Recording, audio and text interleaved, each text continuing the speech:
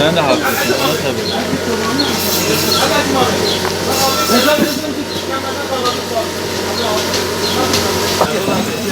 Ben de bunu çalışıyorum.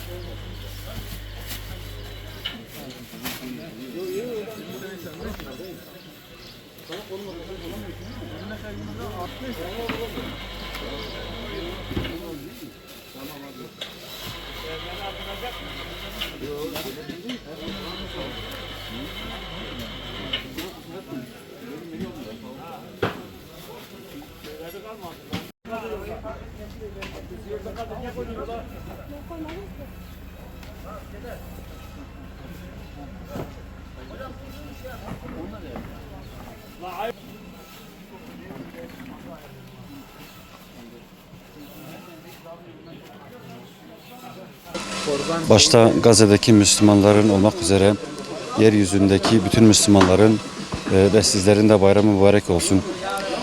Geleneksel hale getirmiş olduğumuz kurban çalışmamızı bu sene de yapıyoruz. Elhamdülillah yoğun bir teveccüh oldu. Gerek yurt içinde gerek yurt dışında çok sayıda vekalet aldık. Yurt dışındaki vekaletlerimizi gönderdik. Arkadaşlarımız orada çalışmalarını yapıyorlar. Bizler de bugün Bursa içinde verilen vekaletleri, kurbanları burada kestik. Arkadaşlarımız parçaladılar, kestiler, paketlediler. Birazdan yüzlerce ailelere inşallah ulaştıracağız.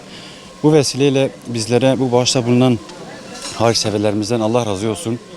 Ve kurban çalışmasına start verdiğimiz günden bu yana bizlere yardım eden bütün kardeşlerimizden de Allah razı olsun. Tekrardan bayramımız mübarek olsun.